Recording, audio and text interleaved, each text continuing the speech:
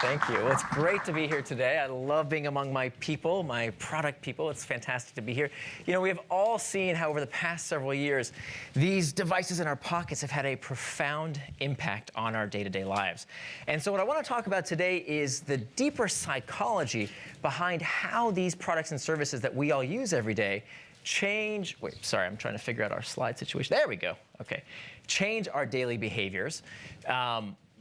And use as an archetype these companies that all started out as toys, as these nice-to-haves, as these products that we all, first time we saw them, we dismissed them as these, just features. And then in the span of a few short years, these products are touching the lives of hundreds of millions of users, and these companies, of course, are making hundreds of billions of dollars. So my question was, how do they do it? What are the fundamental patterns underlying what makes many of these habit-forming products so sticky?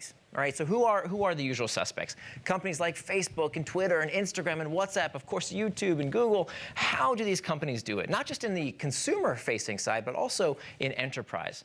So I wrote this book, Hooked, How to Build Habit-Forming Products, a few years ago. And you all have a copy, which is terrific. Today, I don't want to go in too much depth because I want to leave lots of time for Q&A. That's always my favorite part of the presentation. I want to actually hear from you about your engagement challenges. So let me just give you a very brief overview of how do we build for habit. Now, just so that we're all on the same page around definition, the definition of a habit is an impulse to do a behavior with little or no conscious thought. It's about half of what you do every single day is prompted from these habits, these impulses to do a behavior with little or no conscious thought. And I believe that we are on the precipice where we can use these habits for good, where we can help people live happier, healthier, more productive, more connected lives by using the psychology of designing for habits to help people live better lives. That's why I'm here today. So if we want to analyze what is it about the most habit-forming products out there and what can we learn from them, what patterns can we adopt to our own products and services, what we find is that all of these products and services have embedded within the user experience what's called a hook. A hook is an experience designed to connect the user's problem to your product with enough frequency to form a habit. Let me say that again. A hook is an experience designed to connect the user's problem to your product with enough frequency to form a habit. And it's through successive cycles through these hooks that consumer preferences are shaped, that our tastes are formed, and that these habits take hold. So I'm going to walk you through very briefly the 4 basic steps of a hook, starting with a trigger, an action, a reward, and finally an investment.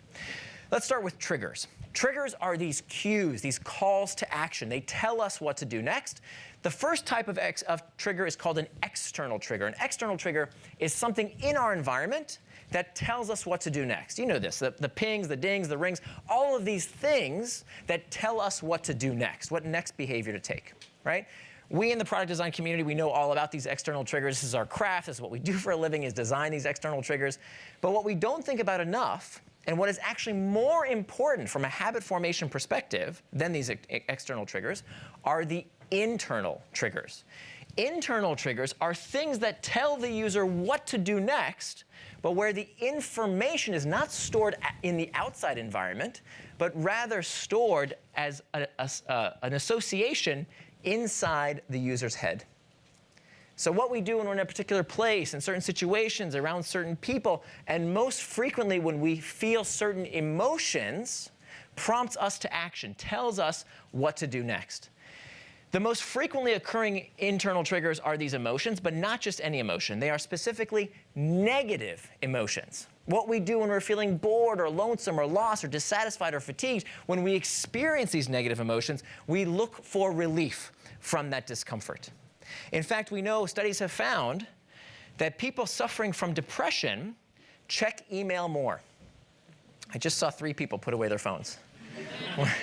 Why is that? Well, what's going on here? Why did psychologists find that people suffering from clinical depression check email more? It turns out that people suffering from depression experience what's called a negative valence state. They feel down more often than the rest of the population. And so what are they doing to boost their mood, to be taken out of that negative valence state? They're going online, they're checking their devices, they're looking at email more often than the rest of the population. But if we're honest with ourselves, we all do this. to some extent, and it's perfectly healthy and perfectly normal. Where do we go? Let me ask you, where do we go? What app or website do we check when we're feeling lonely? Where do we go? Facebook, right? Somebody said Tinder? Is that what I heard from a different kind of loneliness, but that is true. Where do we go? Right, this is an obvious one. Where do we go when we're feeling unsure about something? Before we scan our brains to see if we know the answer, what are we doing? We Google it, of course. And what about when we're feeling bored? Between 2 and 4 o'clock in the afternoon, there's that big project you don't want to work on right now. Where do you go? You check YouTube, you check stock prices, you check Reddit, you check Pinterest, you check the news, sports scores. All of these things cater to this uncomfortable internal trigger of boredom. We don't like that sensation, and we look for relief with the products and services that we use. Now, how do we use this for good? How do we build healthy engagement in our users by understanding the importance of these internal triggers? Fundamentally, it comes down to being able to articulate what is that frequently occurring itch in your user's life. That's the most important question we can ask ourselves in designing a habit-forming product, is what pain point occurs with sufficient frequency that we can attach our product's use to. The only reason you use any product or service, the only reason you do any behavior is for one reason and one reason only. That reason is to modulate your mood, to feel something different. And so you have got to be able to identify what is that internal trigger, where does it occur for the user, and does it occur with sufficient frequency that we can attach our product's use to that internal trigger. So the solution to that discomfort is found with whatever solution we're building for our users. The next step of the hook is the action phase. The action phase is defined as the simplest behavior the user does in anticipation of a reward, the simplest thing the user can do to get relief. Now, let me show you a few habit-forming products, and I want you to see just how simple the action phase is. So something as simple as a scroll on Pinterest, okay? Or a search on Google. Or what could be simpler than just pushing the play button on YouTube? These incredibly simple actions done in anticipation of an immediate reward. Now, there's actually a formula to help us predict the likelihood of these behaviors. Has anybody seen this formula before? Anybody familiar with this? No? 1 or 2 hands. Wow, surprising. So this formula is very powerful. This comes to us from B.J. Fogg, who was a researcher at Stanford. And Fogg tells us that for any behavior B, any behavior, online, offline, doesn't matter, any behavior requires 3 things. We need sufficient motivation, sufficient ability. Ability is how easy or difficult something is to do. And the T stands for triggers. We talked all about triggers. Let's talk about motivation and ability. Motivation is the energy for action, how much we want to do a particular behavior. And we have these 6 levers that we can pull on to make a behavior more or less likely to occur, because all of us as human beings, we seek pleasure, we avoid pain. We seek hope, we avoid fear. We seek social acceptance, and we avoid social rejection. So these are the 6 levers that we can use. If you've ever, any television commercial you've ever seen, any radio spot, any billboard, any ad copy, anything on your website is fundamentally using these 6 levers of motivation to spur a behavior. Now that's only one of 3 elements. The second part of B equals MAT is ability. Ability is the capacity to do a particular behavior, how easy or difficult something is to do. Of course, the easier something is to do, the more likely people are to do it. So here again, we have these 6 levers that we can use to make a behavior more or less likely to occur based on how much time something takes, how much money something costs, how much physical effort is required to do a behavior. Brain cycles, this is a big one when it comes to technology products, because the harder something is to understand, the less likely the behavior is to occur. Social deviance says that we become more likely to do something when we see other people like us doing it. And finally, non-routine says that we become more likely to do something simply for the fact that we have done it before in the past. And this is why habits are so important. Because the more we do a particular behavior, the easier that behavior becomes, and the more likely we are to do it again in the future. What do we call that? What's that called? It's called practice. Right? The more we do it, the easier it gets, the more likely we are to do it in the future. So we can actually plot out these three basic elements on this conceptual graph and ask ourselves, if we built a beautiful website, an amazing new app, whatever the experience is, but users aren't doing the thing we've designed for them to do, there are only three reasons why. Either the user lacks motivation, high motivation here, low motivation here. The user lacks ability. If something is easy to do, it's over here. I'm sorry, if something is easy to do, it's over there. If something is difficult to do, it's over here, low ability, high ability. If they have sufficient motivation and sufficient ability, they cross this red threshold, and if and only if a trigger is present, the behavior will occur every single time. Online, offline, your behavior, your customer's behavior, your kid's behavior, every click, everything that you want a user to do has to always have sufficient motivation, ability, and a trigger every single time. If the behavior is not occurring, it's only because of one of these three reasons. Okay? A lot more depth to go into around this. You can check it out in the book later. But the third part of the hook is the reward phase. The reward phase is where the user's itch is scratched, where they get what they came for. Now, when we talk about rewards, we have to talk about the brain. And in particular, an area of the brain that's called the Nucleus Accumbens, which was first studied by two Canadian researchers by the name of Olds and Milner. And Olds and Milner had these fascinating experiments where they connected electrodes to the brains of lab animals, and they gave these lab animals a little clicker to push on. And every time they pressed on the clicker, they would receive an electrical jolt to this part of the brain. They observed that these lab animals would run across painful electrified grids. They would forgo food and water just to continue to activate this part of the brain again and again and again. In later experiments done on people, when people were given a little button to press on, and every time they pressed on this button, they would receive an electrical jolt to their nucleus accumbens, some of the people in these studies had to have the machines forcibly removed from them to get them to stop pressing on these buttons. Now, it turns out we don't need to put electrodes in people's brains to activate their nucleus accumbens. In fact, your nucleus accumbens is activated every single day with things like junk food, money, sex, certain chemicals, and of course, our technology. All of these things activate the very same part of our brains, the nucleus accumbens. Now, for decades, the psychology community believed that the purpose of the nucleus accumbens was to stimulate pleasure.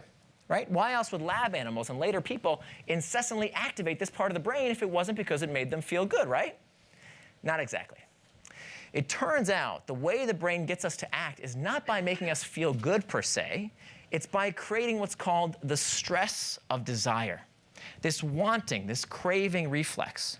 Because as we see from these fMRI studies, the nucleus accumbens becomes most active in anticipation of a reward.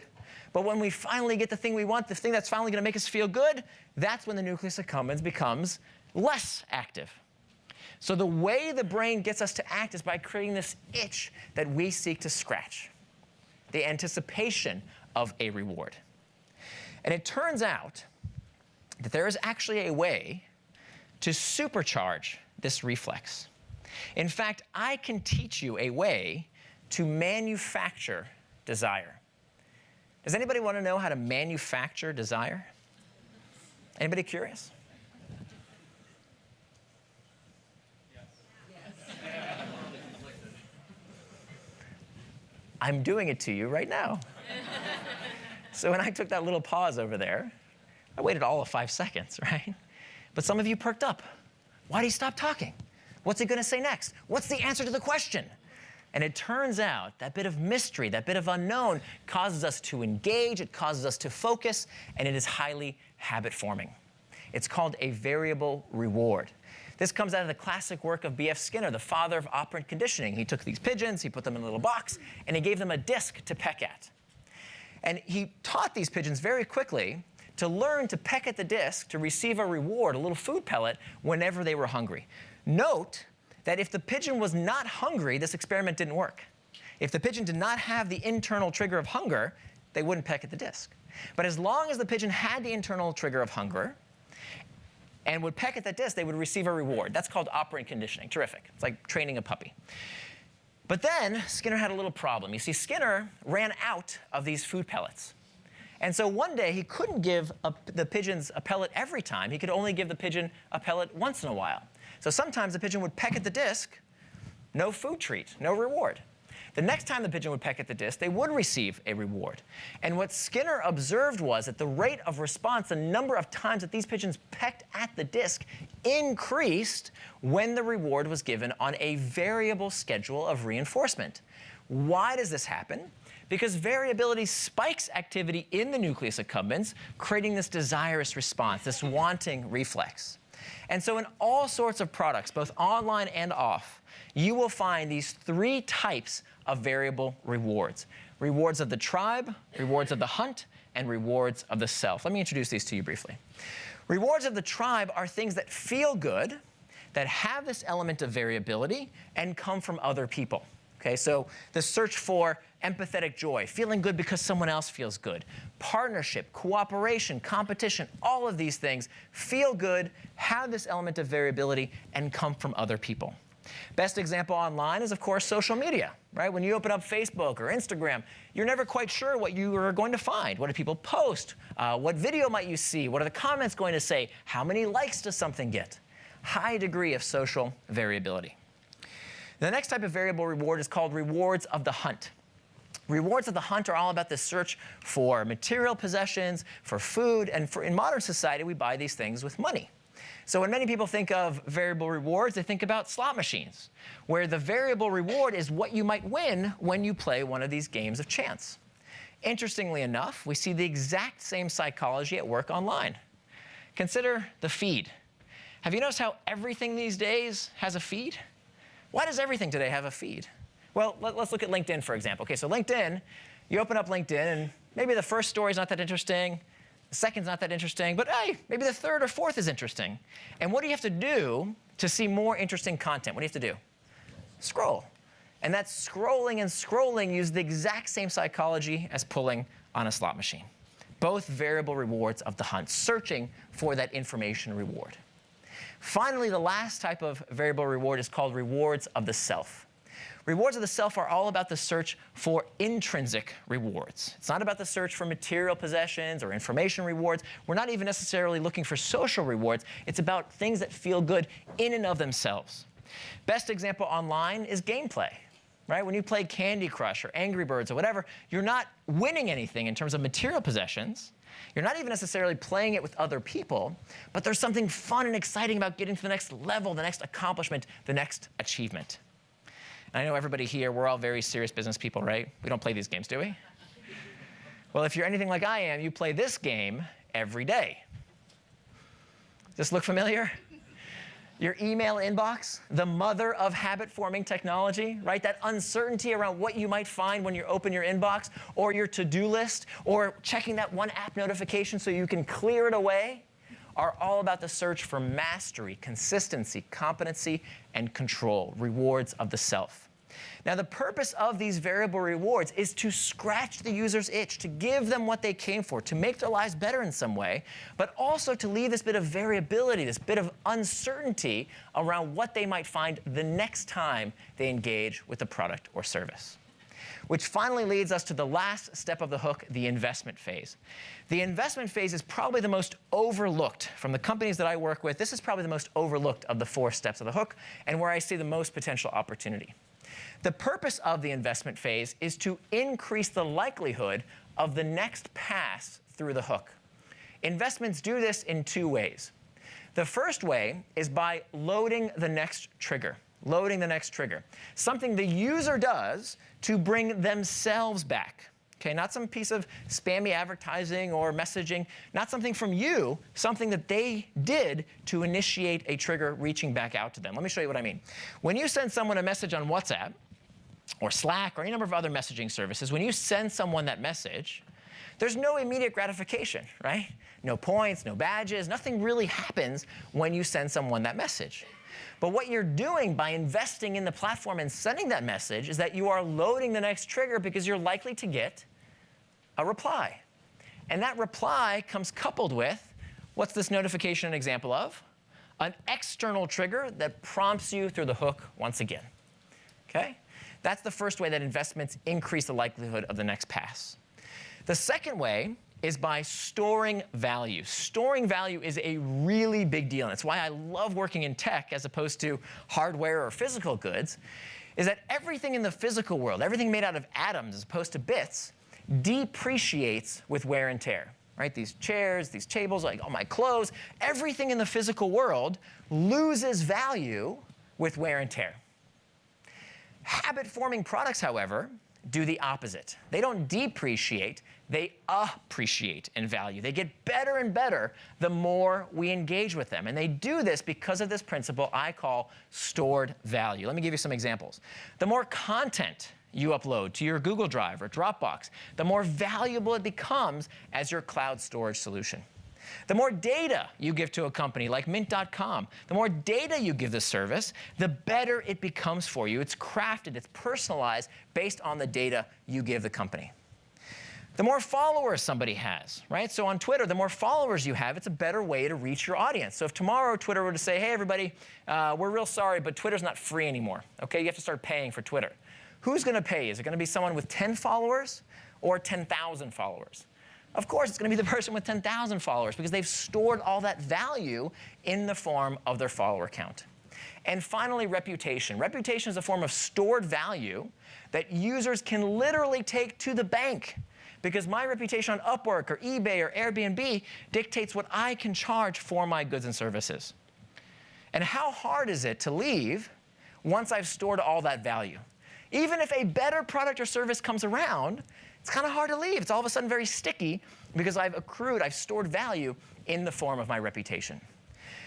Which brings me to this cold, hard conclusion that we in the product development community have been told a lie.